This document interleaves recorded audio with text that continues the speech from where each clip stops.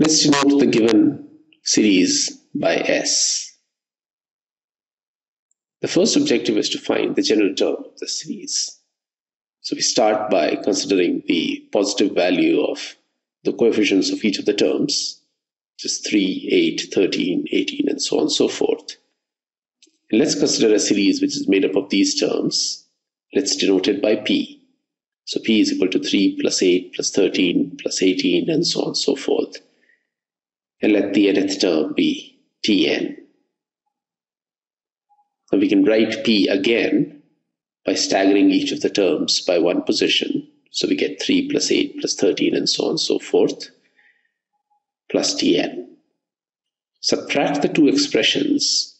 So we get 0 on the left hand side. On the right hand side we have 3 plus 8 minus 3 is 5, 13 minus 8 is 5, and so on and so forth. The n minus 1th term is Tn minus 1. The last term is minus Tn. We take the last term to the left hand side.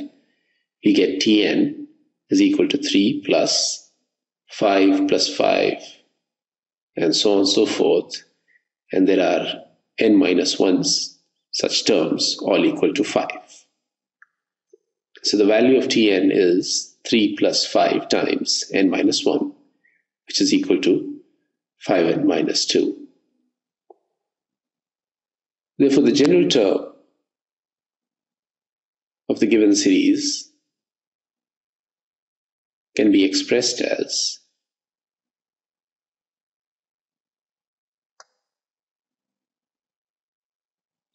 the 3, 8, 13 and so on can be expressed as 5r minus 2.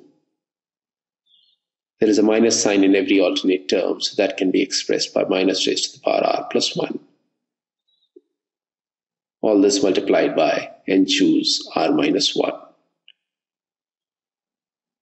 And the value of s is obtained by summing this expression, where r ranges from 1 to n plus 1.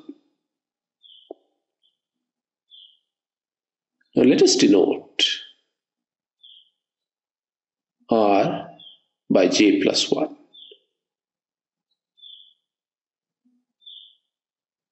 So when r is equal to 1, the value of j is 0. When the value of r is n plus 1, the value of j is n. Therefore, the sum s can also be denoted by summation j going from 0 to n. 5r minus 2 can be written as 5 times j plus 1 minus 2. Minus raised to the power r plus 1 can be denoted by minus raised to the power j plus 2. And n choose r minus 1 becomes n choose j, which simplifies to summation j going from 0 to n. 5j plus 3 is the first term, multiplied by minus raised to the power j times minus raised to the power 2. Minus raised to the power 2 is 1, multiplied by n choose j. And this expression can be broken into two components. The first being 5 times summation j going from 0 to n minus raised to the power j times n choose j. And the second term is 3 times summation j going from 0 to n minus raised to the power j times n choose j. Let's denote this expression by 1.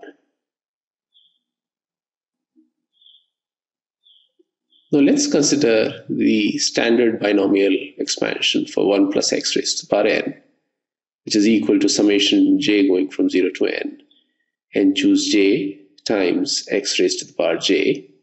And if we set x is equal to minus 1 in this expression, the left hand side is 0.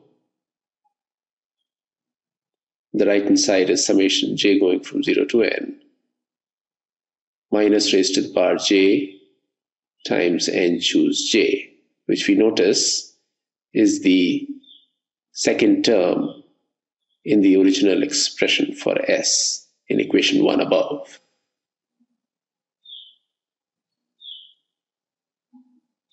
Now we once again use the binomial expansion of 1 plus x raised to the power n which is equal to summation j going from 0 to n, and choose j multiplied by x raised to the power j.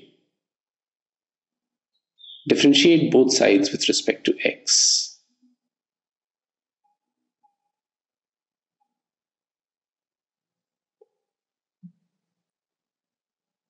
The left hand side we get n times 1 plus x raised to the power n minus 1. And on the right hand side we get summation j going from 0 to n. The differential of x raised to the power j is j times x raised to the power j minus 1 times n, choose j. Again set x is equal to minus 1. The left hand side becomes 0. The right hand side is summation j going from 0 to n. J times minus raised to the power j minus 1 times n, choose j. Multiply both sides by minus 1. We get summation j going from 0 to n. J times minus raised to the power j times n, choose j is equal to 0, which is the same summation that is found in the first term of the original equation 1. So the value of s is found by going back to equation 1 and using results 2 and 3 and substituting them in equation 1.